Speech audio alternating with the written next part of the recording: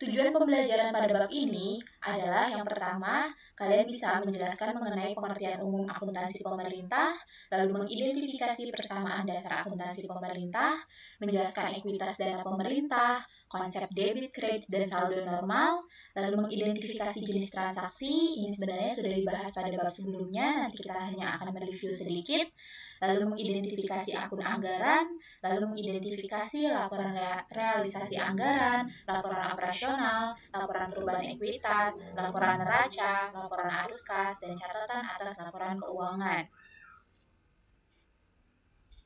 Ya, berikut ini adalah peta konsep untuk bab 2 atau KD2 mengenai persamaan dasar akuntansi untuk akuntansi pemerintah, jurnal, dan laporan keuangan.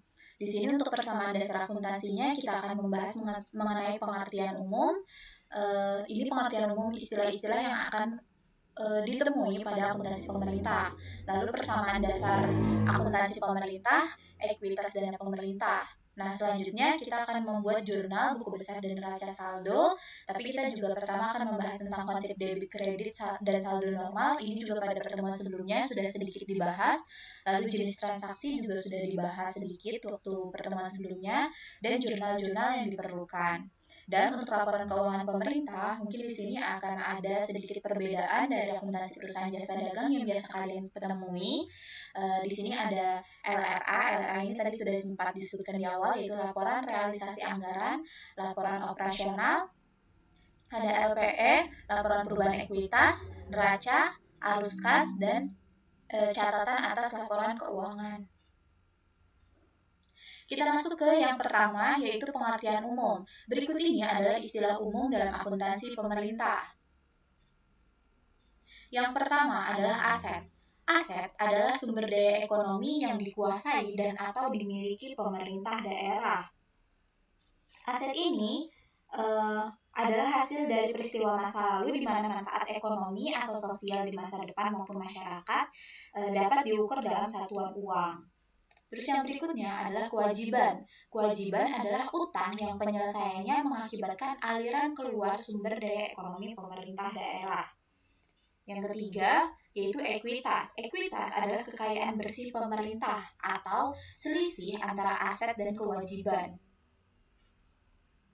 Lalu yang berikutnya adalah pendapatan. Pendapatan adalah hak pemerintah yang diakui sebagai penambahan ekuitas dalam periode tahun anggaran yang bersangkutan dan tidak perlu dibayar kembali, karena ini pendapatan yang sudah pasti itu tidak perlu dibayar kembali. Nah, lawan dari pendapatan adalah beban. Beban adalah kewajiban pemerintah yang diakui sebagai pengurang nilai kekayaan bersih. Selanjutnya ada pendapatan LRA, pendapatan dalam laporan realisasi anggaran, yaitu semua penerimaan rekening kas umum daerah yang menambah saldo anggaran. Selanjutnya ada pendapatan LO, laporan operasional, yaitu hak pemerintah yang diakui sebagai penambah nilai kekayaan bersih. Selanjutnya ada penerimaan kas. Penerimaan kas adalah semua aliran kas yang masuk ke bendahara umum negara atau daerah.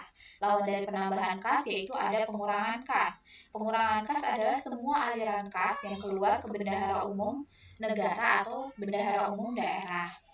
Semua pengertian ini terdapat dalam PPRI nomor 71 tahun 2010 tentang standar akuntansi pemerintah. Selanjutnya kita masuk ke poin yang kedua, yaitu persamaan dasar akuntansi pemerintah. Kalau pada akuntansi jasa dagang kita mengenalnya harta sama dengan utang ditambah modal.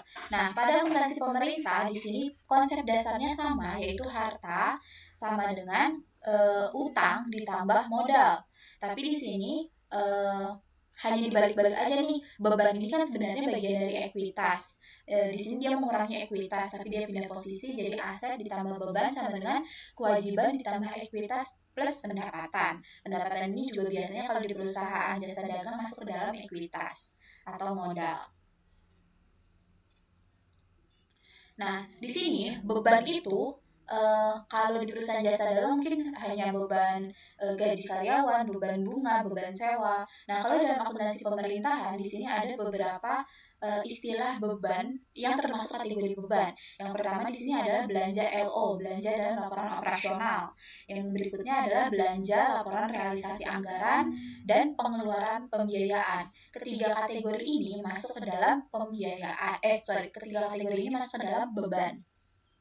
Selanjutnya pendapatan. Pendapatan itu juga di sini ada 3 kategorinya, yaitu pendapatan LO, pendapatan laporan operasional, dan pendapatan LRA atau pendapatan dari laporan realisasi anggaran dan penerimaan pembiayaan, atau sebenarnya ini adalah kebalikannya. Gitu. Selanjutnya, yang ketiga kita masuk ke dalam ekuitas dana pemerintah. Ada 3 jenis ekuitas dana pemerintah. Yang pertama adalah ekuitas dana lancar. Ekuitas dana lancar adalah selisih antara aset lancar dan kewajiban jangka pendek, meliputi kas di bendahara penerimaan, kas di bendahara pengeluaran, piutang pajak daerah atau retribusi daerah, bagian lancar piutang jangka panjang, dan persediaan. Sedangkan yang kedua ada ekuitas dana investasi, yaitu kekayaan bersih pemerintah daerah yang tertanam dalam kekayaan jangka panjang. Entitas dana investasi terdiri atas jumlah investasi jangka panjang, aset tetap, dan aset lainnya dikurangi dengan dana yang harus disediakan untuk pembayaran utang jangka panjang. Yang ketiga adalah ekuitas dana cadangan, yaitu kekayaan pemerintah yang dicadangkan untuk tujuan yang telah ditetapkan di dalam perundang-undangan. Di sini ada rumus sederhana mengenai ekuitas. Aset sama dengan kewajiban ditambah ekuitas dana lancar, ditambah ekuitas dana investasi, dan ditambah ekuitas dana cadangan. Pada materi berikutnya kita akan lebih mendetail lagi bagaimana cara menghitung EDL, EDI, dan EDC. Ya, berikut ini adalah contoh studi kasus. Di sini, di soal diketahui Kabupaten Subur Makmur pada tahun 2017 mengandalkan inventarisasi dengan data sebagai berikut. Kas di daerah sekian, persediaan sekian, aset sekian, dana cadangan sekian, utang jangka pendek sekian, dan utang jangka panjang sekian. Yang diminta adalah buat persamaan dasarnya.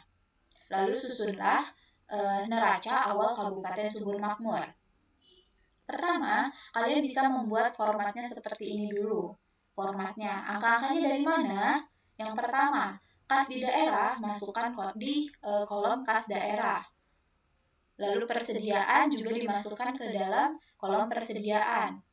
Aset tetap masuk ke dalam kelompok aset tetap. Dana cadangan dimasukkan ke dalam kelompok dana cadangan. Lalu yang diketahui berikutnya dari soal adalah utang jangka pendek. Tinggal dimasukkan angkanya, lalu utang jangka panjang juga tinggal dimasukkan angkanya. Lalu bagaimana dengan ekuitas dana lancar, ekuitas dana investasi, dan ekuitas dana cadangan? Yang pertama, ekuitas dana lancar ini adalah aset lancar dikurang kewajiban jangka pendek.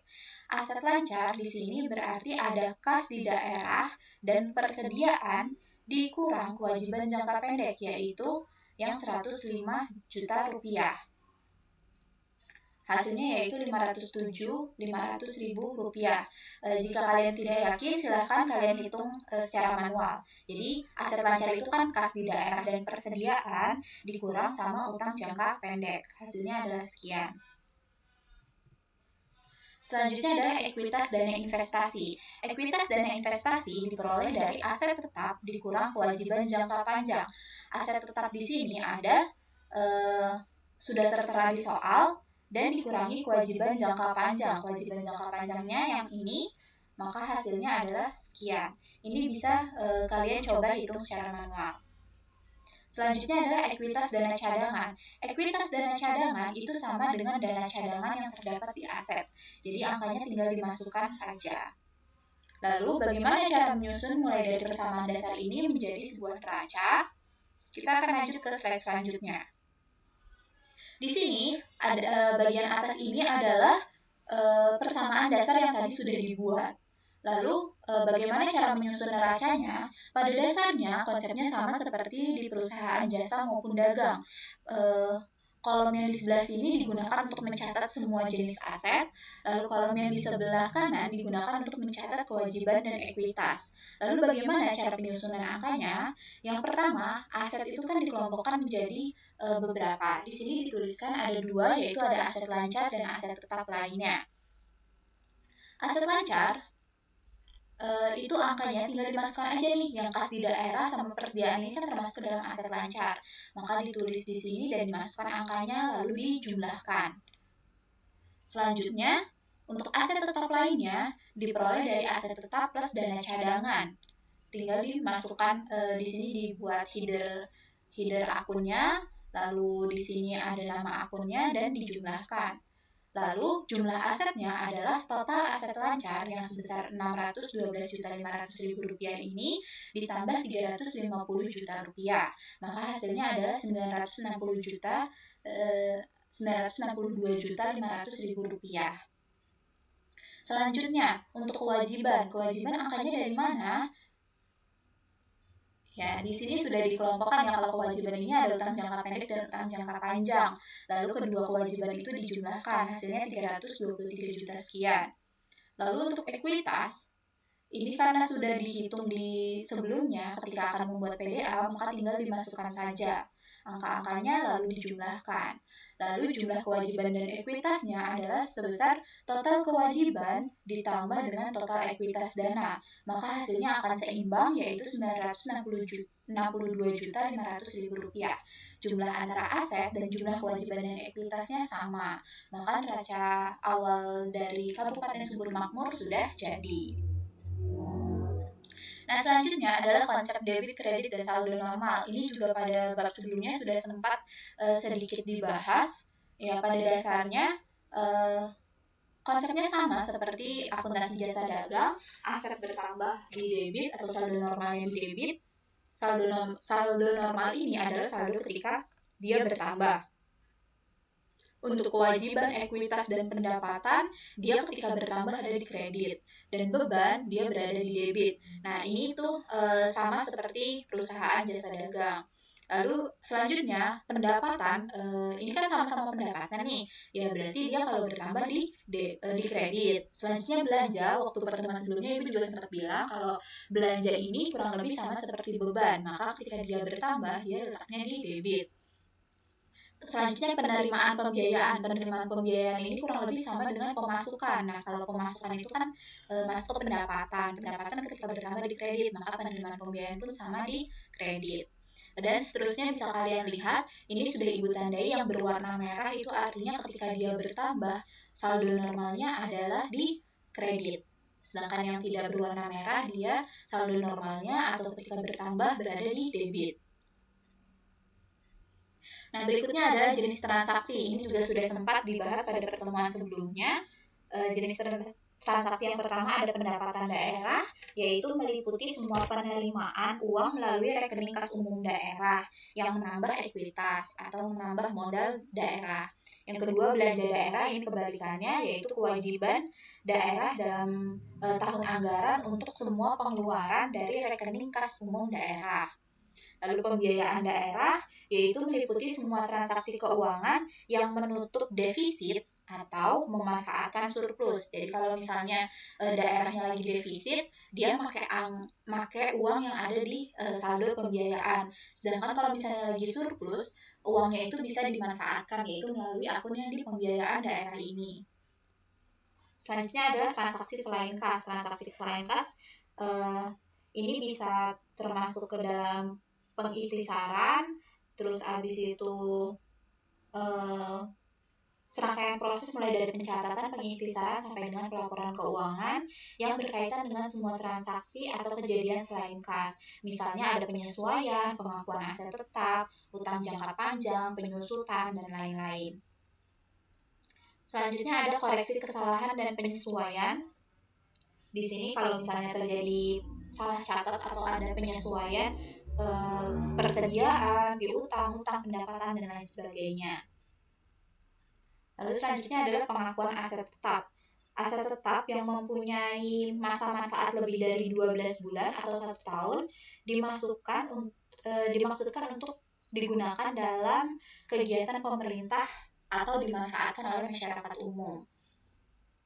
Selanjutnya ada depresiasi. Depresiasi ini adalah menyusutkan nilai aset yang dimiliki oleh satuan kerja. Tadi sudah sempat disebutkan kalau depresiasi ini juga termasuk dalam transaksi selain kas. Selanjutnya adalah transaksi yang bersifat akrual dan prepayment. Transaksi yang bersifat akrual dan prepayment muncul karena adanya transaksi yang sudah dilakukan, tetapi pengeluaran kas belum dilakukan atau terjadi pengeluaran kas untuk belanja di masa yang akan datang. Dan yang terakhir adalah jurnal yang diperlukan dalam pencatatan transaksi akuntansi pemerintah. Di sini langsung kalian bisa lihat ada dua, yaitu ada jurnal finansial dan ada jurnal pelaksana anggaran. Jurnal finansial ini adalah berdasarkan basis akrual pada laporan operasional dan neraca yang digunakan untuk mencatat transaksi terkait aset, kewajiban, ekuitas, pendapatan laporan operasional, dan beban. Sedangkan jurnal pelaksana anggaran dia berbasis kas pada laporan LRA, laporan realisasi anggaran, sehingga selama transaksi tidak melibatkan kas, maka tidak perlu dilakukan pencatatan. Jadi bahasa gampangnya, kalau misalnya semua transaksi yang kejadian itu dicatatnya di jurnal finansial, tapi kalau misalnya di sini berkaitan sama kas, maka pencatatannya ada dua, yaitu pada jurnal finansial dan jurnal pelaksana anggaran. Jadi kalau misalnya tidak berkaitan dengan kas, maka tidak perlu dicatat di jurnal pelaksana anggaran. Bagaimana sih penerapan penulisan jurnal ini? Kita akan membahas pada pertemuan selanjutnya. Silahkan dipahami terlebih dahulu untuk materi hari ini. Jika ada yang ingin ditanyakan, dipersilahkan ditulis di kolom komentar. Jika ada materi yang belum dipahami, silahkan ditulis juga agar Ibu bisa menjelaskan kembali. Demikian untuk pertemuan hari ini. Semoga ilmunya bermanfaat. Kurang lebihnya dari Ibu mohon maaf. Terima kasih atas partisipasi dan perhatiannya. Wassalamualaikum warahmatullahi wabarakatuh. Selamat pagi dan selamat beraktivitas.